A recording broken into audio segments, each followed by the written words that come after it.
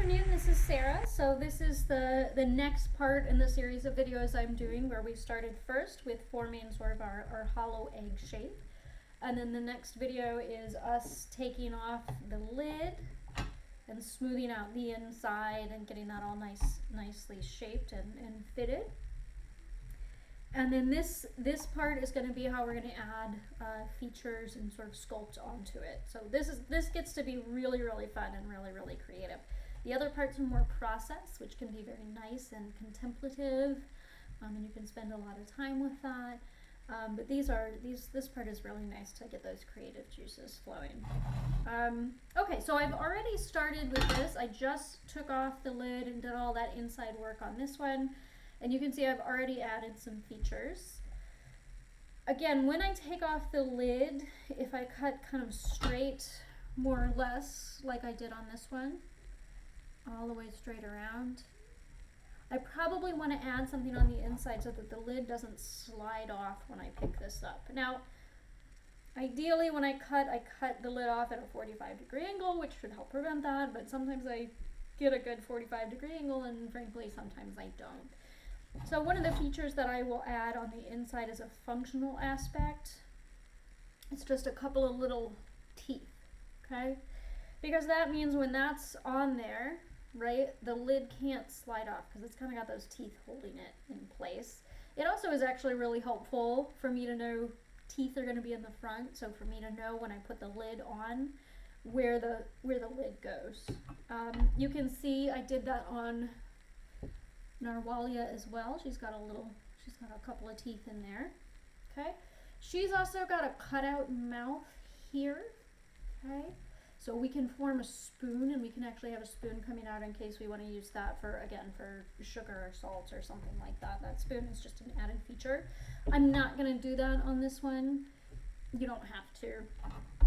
I got a little overzealous actually with this guy and banged off some of the clay, and so that's why that happened on that one.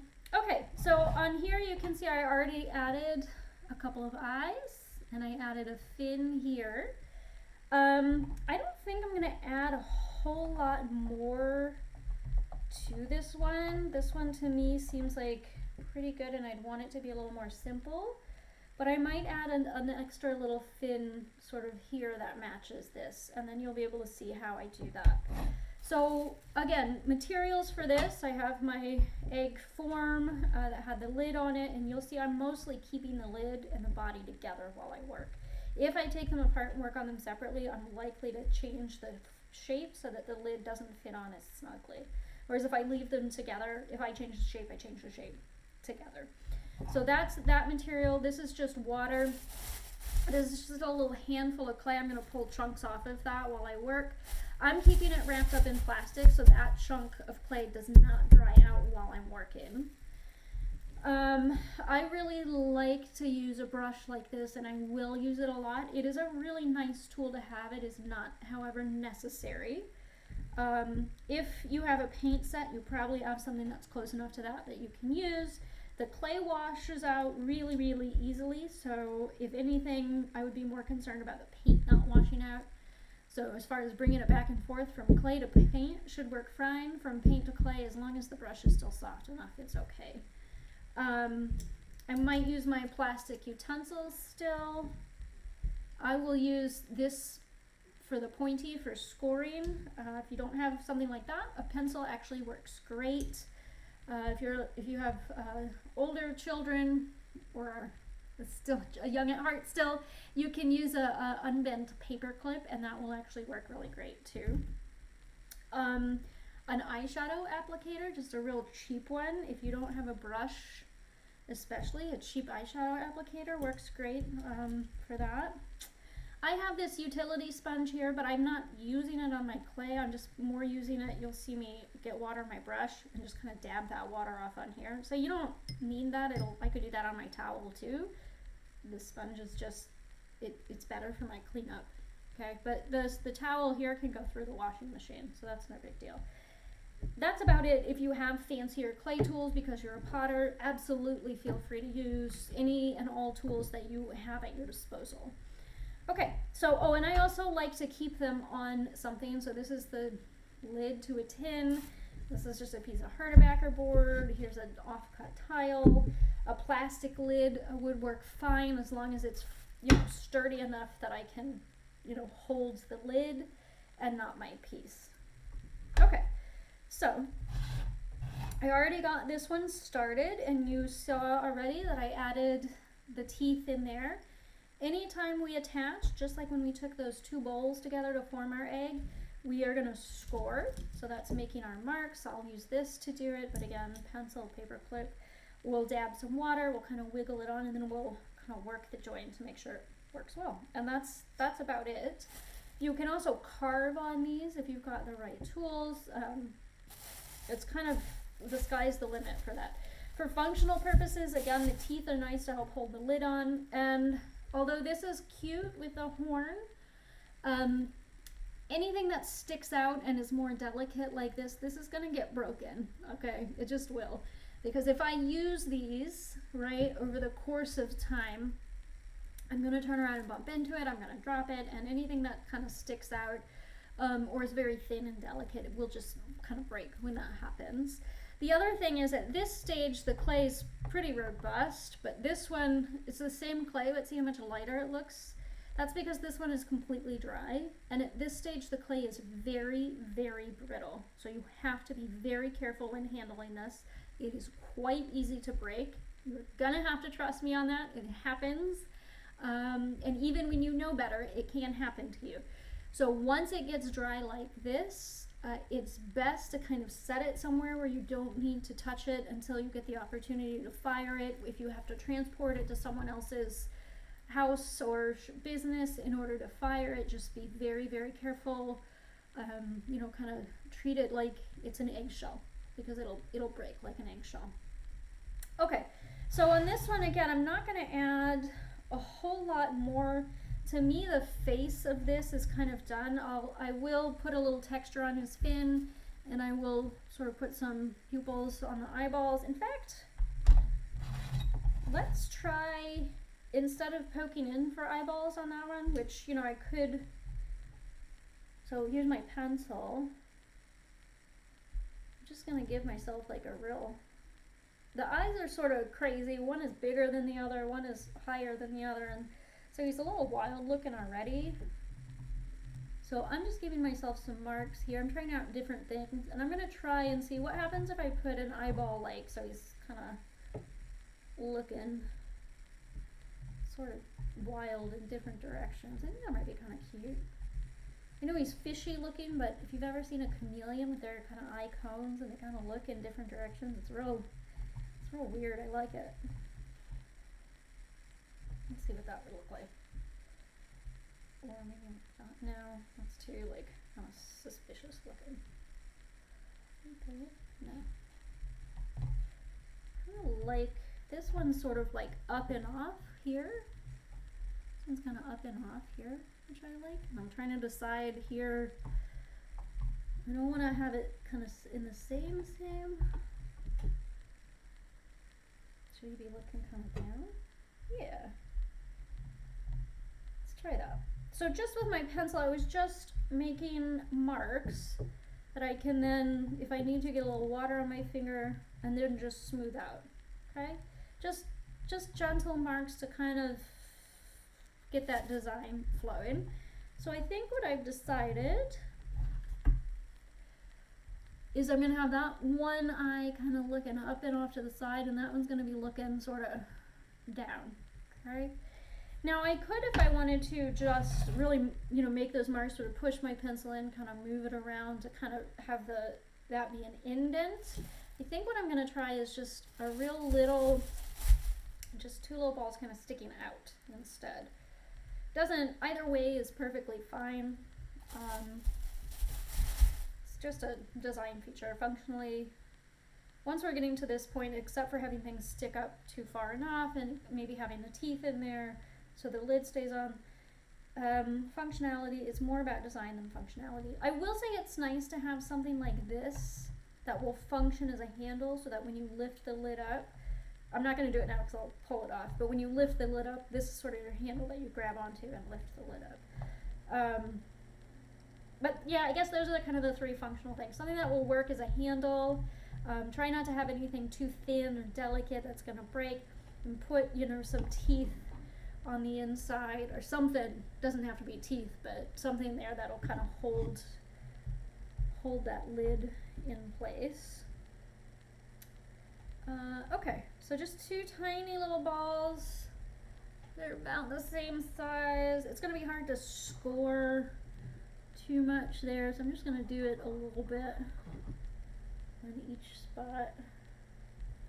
And then just take my brush. I'm not going to score these little teeny things. It's not going to work. Just take my brush and add some water. And then again, just kind of wiggle one in there. I'm not going to attach that too firmly right now. So I'm not convinced that this is going to look good. So I'm just going to have it enough so that it sticks on without me holding it. And then take a look. I don't like it. I don't like that placement. It's too much. So where? There. Okay. So I just kind of moved it around in some different spots. This one I like. This one I don't like. Moved it around in some different spots. Now I found one that I liked. Now I'm gonna attach it. Okay, again, I'm gonna double check and make sure I really like that. I do. So now I'm gonna just kind of push them on there a little bit more firmly. You just want to be careful. If you push too hard, you'll squish everything. So I want to be able to see sort of some definition between, so, you know, kind of a line or definition between where those two pieces are attached. Okay, I want it to be obvious that one piece is not just super smooth. So that's where this brush is really nice. I can get a little damp and then just kind of squeeze it straight and then just get that straightness under and around that eyeball. That will make that join very good, but it'll also kind of dig out some clay and make it obvious that they have been joined. So I'm saying that as opposed to, you know, here, that's very smooth. You don't really see the transition. Whereas we look at the eyelid, okay, so there's a clear transition between those two. So that's what I mean.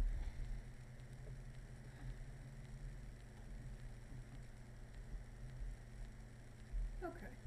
And then now on these sort of bulgy pupil-y things, now I'm going to take and do a little indent. And again, just the pencil, and then I'm just going to push. Okay. And I'm just kind of turning it a little bit. Oh, that's great. Wild looking. Same on the other. Okay.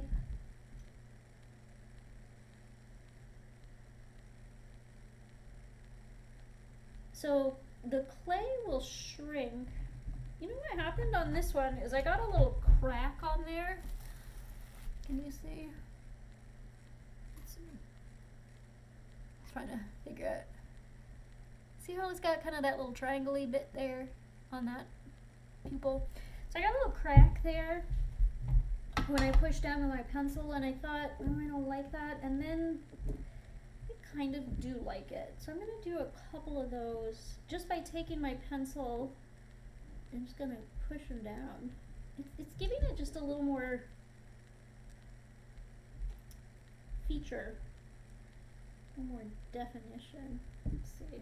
It's real little there, so let's try the paperclip tool.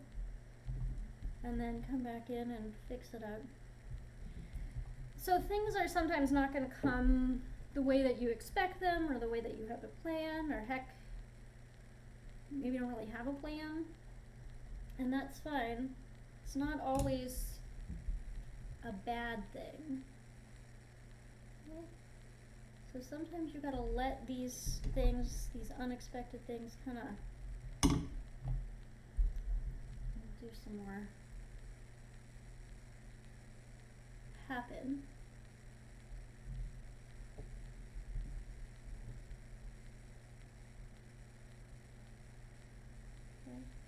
So we're gonna keep this video, I'm not gonna do everything here that I,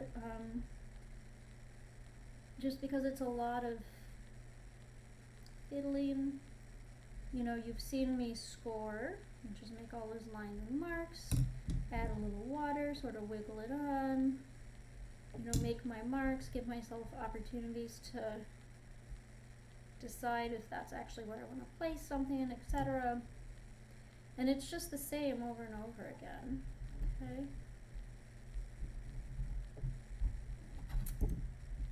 So I'm going to show you a couple more things, and then we'll, at the end of this, I'll add a still photo so that you can see what I did in the end. So I wanted this fin to have a little wave, so I just took my spoon and just kind of cut it.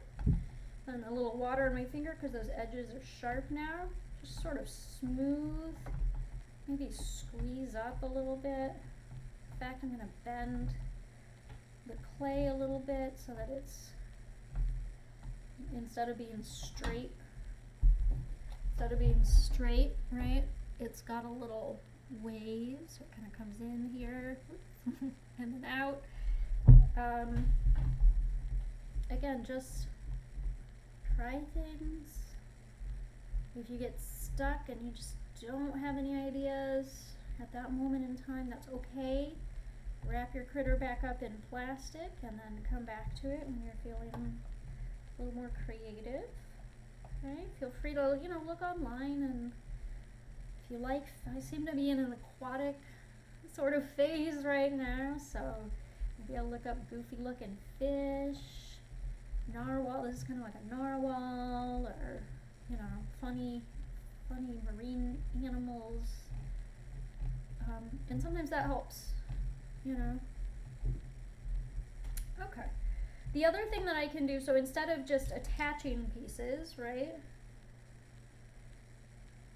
I can also carve into it. So I don't really think I want to carve or add texture to this piece. I could, like, it's got a bit of a scale, it's fishy, so maybe if there were something that I could do to make it a little scale marks, which would be anything that would give me kind of a U shape, would work. So maybe the spoon, like just the back end of the spoon. Give myself a couple of, yeah. Okay, so all I'm doing then is just, we're gonna make some scaly looking marks. I'm not gonna do it all around. It's just gonna do the suggestion of scales here and there. So some on the lid, right? And I'm just taking my spoon and just kind of using that rounded edge of the spoon. It's a little bit big. I would prefer my scale marks be a little smaller, but what the heck, such is life. It's the tool that we got. So you can see me, yeah, just kind of think about how scales look, right? They're not all necessarily in a line, right? We kind of got some overlap. Yeah, just do, okay, scales here and there.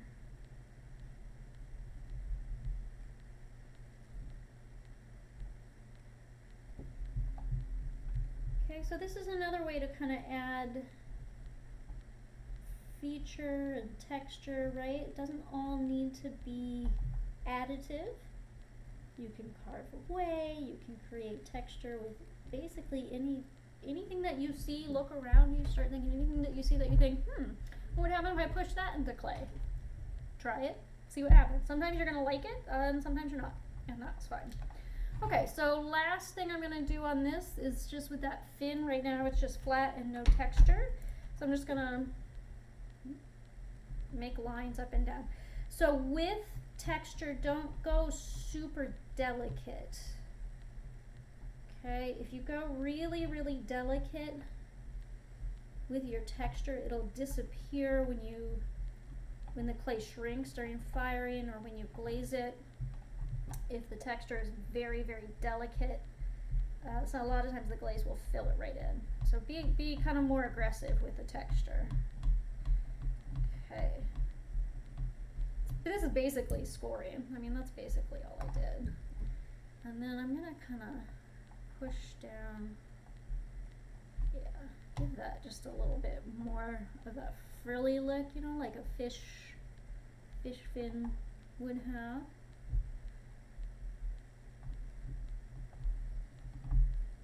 We'll leave that part kind of smooth. It'll be a little, look like a little mohawky fin thing.